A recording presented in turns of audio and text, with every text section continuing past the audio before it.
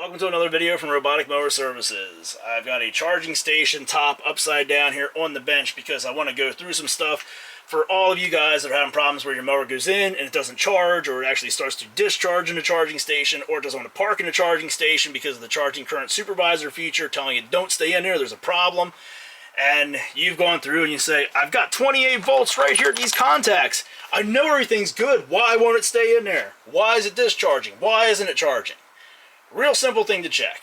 With this thing mounted on the charging station, this is the way it would look. Your mower comes in here, this is where it parks. Reach up under there, feel around for your positive wire and your negative wire. If you feel up in there for one of those and either one of them moves, like you see this one here, move up and down freely, and over here, the negative one, the black one, moves up and down, whole screw rotates, everything. That is a problem. It should not move.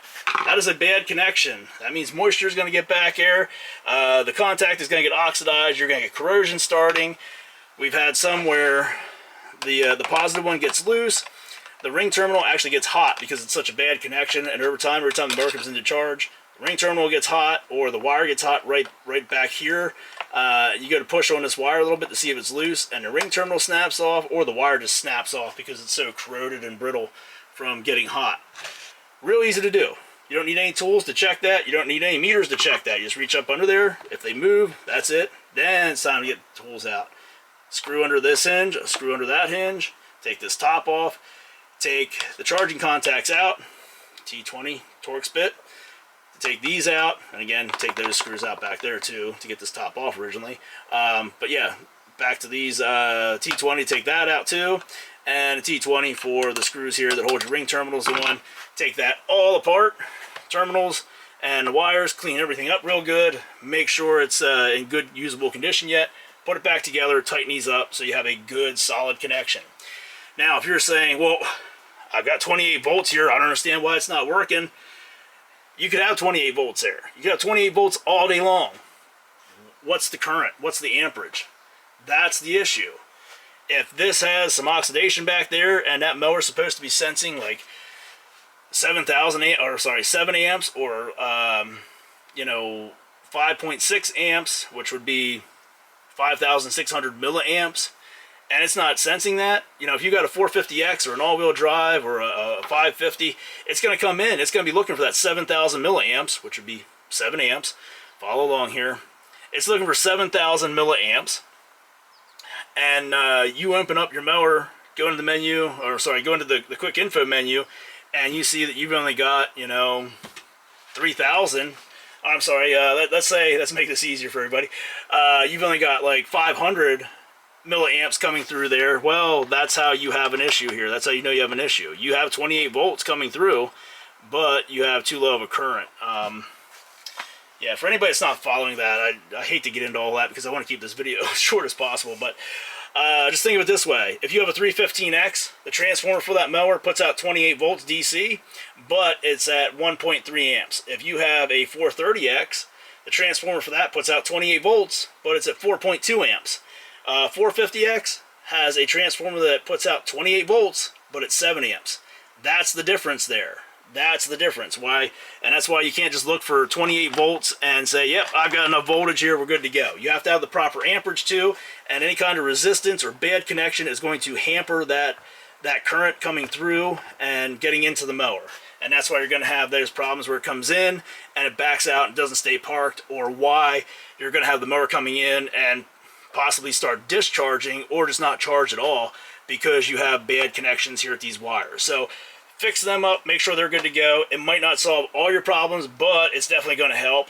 In some cases, like in this one here, it's going to solve our problem. This isn't one where we just rigged this up so we can show you this. This is actually off of our 435X that mows here out back. It would go into dock in a charging station, and then it would just keep coming out and say charging station blocked. We'd hit the button, and eventually sometimes we'd go in there.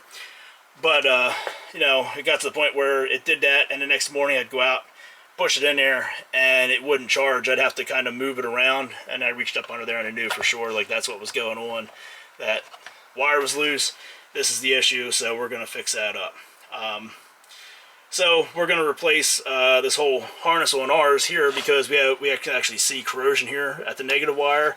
And again, the whole harness comes with the contacts, everything, the red and black wire, all this stuff is one assembly, available on our website, www.roboticmowerservices.com. Go on there, you can get that. You cannot get the contacts individually, you have to get the whole thing together as one set. So if you go to check yours out and you know this wire got hot and that breaks off, you don't want to just put a new ring terminal in there. Chances are that wire got hot other places too. You want to replace the whole thing.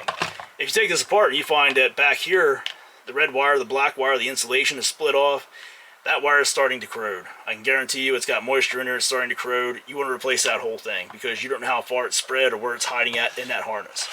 Again, place to go to find that part, any other parts for your automowers, www.roboticmowerservices.com. You can't find what you're looking for on there, contact us through the website or send us an email, info@roboticmowerservices.com or tech support@roboticmowerservices.com, and we'll try to get you hooked up the best we can. Bear with us because we are extremely busy, pretty much year-round anymore. So it could take a little while until we get back to your emails or answer your phone calls, but we try to help everybody as best we can. And this is one of the ways we want to try to help you guys out here by showing you what we're talking about when we email you or talk to you on the phone and say, you got to check these wires here. It doesn't matter if you have 28 volts. It does not matter if you have 28 volts coming through there. If you don't have the right current, that's going to be your problem. So that's going to do it for this video here. As always, thanks for watching. Be sure to subscribe to our channel, and we'll talk to you soon.